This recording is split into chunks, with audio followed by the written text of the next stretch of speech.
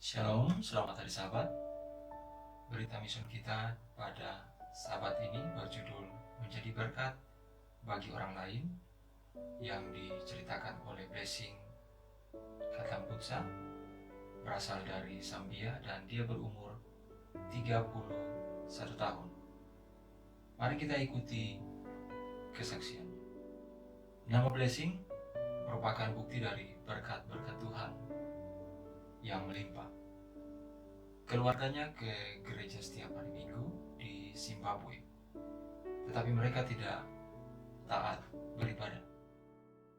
Sebagai seorang remaja, dia ingin melayani Tuhan, dan dia mengatakan kepada seorang pemimpin gereja bahwa dia ingin menjadi selibat bagi Kristus. Pemimpin gereja itu bertanya, "Apakah kamu punya pacar?" Blessing menjawab, "Tidak. Kamu harus merasakan cinta itu terlebih dahulu," kata pemimpin gereja tersebut. Barulah kembali. Blessing pergi dan merasakan cinta dan berhenti menghadiri gereja itu untuk selamanya. Di kampus, dia salah memilih teman dan akhirnya sering mabuk-mabukan dan juga berpesta. Ketika berusia 18 tahun, dia jatuh cinta dengan seorang pria berusia 21 tahun. Mereka saling merasakan cinta seperti yang disarankan oleh pemimpin gereja tersebut, dan sayangnya dia pun hamil. Dalam budayanya, jika Blessing hamil, maka dia harus tinggal bersama dengan pria itu, suaminya.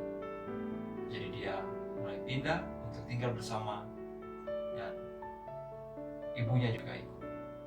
Kemudian dia menyadari bahwa keadaan ini tidak seperti yang diharapkan. Blessing dan suaminya tidak bekerja, dan mereka selalu bertengkar.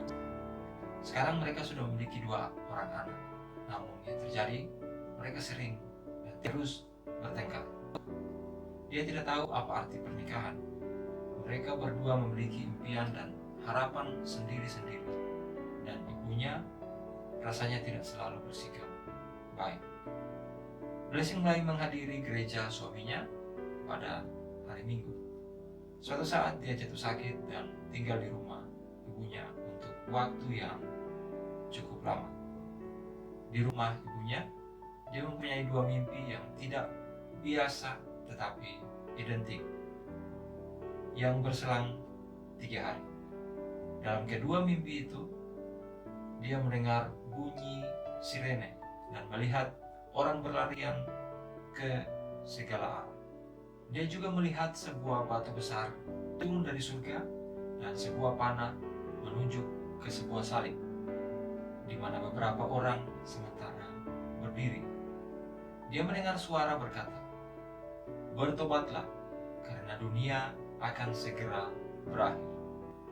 Dia merasa bingung. Gereja suaminya tidak pernah berbicara tentang dunia yang akan segera berakhir, sehingga dia tidak tahu arti dari mimpinya itu. Suaminya pun juga tidak mengerti apa arti mimpi itu. Tetapi Blessing mengatakan kepadanya, "Saya akan mencari Yesus, dan ketika saya menemukan dia, saya akan berkhotbah tentang dia." Tetapi di mana dia akan menemukan Yesus? Pekerjaan sulit diperoleh di Zimbabwe. Jadi mereka pindah ke Botswana untuk mencari pekerjaan di sana. Sementara berada di sana, mereka bertemu dengan seorang ketua gereja Advent hari ke-7 yang menawarkan mereka untuk belajar Alkitab. Pada pelajaran Alkitab yang pertama, ketua gereja tersebut memberitahu bahwa dunia akan segera berakhir dan Yesus akan segera datang. Dia menunjukkan kepada mereka ayat-ayat Alkitab. Akhirnya, Blessing dapat memahami mimpi-mimpinya itu. Dia sangat senang. Melalui pelajaran Alkitab tambahan, dia menemukan Yesus dari Alkitab. Dan dia pun dibaptis dan bergabung dengan gereja Advent. Blessing bertekad untuk tetap mengikuti keyakinannya untuk berkhotbah tentang Yesus. Dia mengambil keputusan untuk berkuliah di Universitas Rusangu, sebuah sekolah Advent di Zambia. Sayangnya, suaminya meninggalkan dia dan kedua anak mereka. Suaminya meninggalkannya untuk menikah dengan wanita lain. Dia bekerja keras, membersihkan banyak dan banyak pekarangan agar bisa mengumpulkan cukup uang untuk membayar biaya kuliah dalam beberapa bulan pertamanya.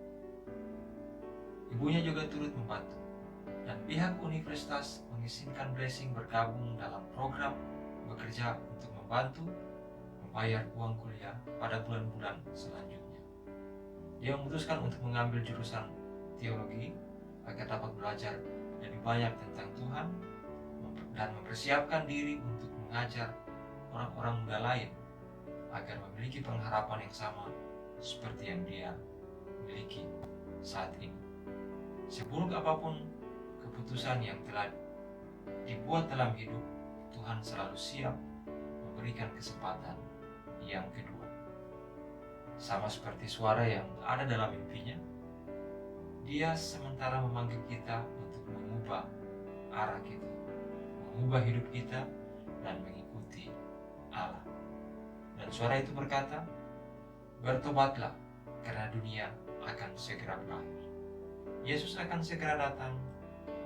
Saya tidak sabar menunggu akan hari itu."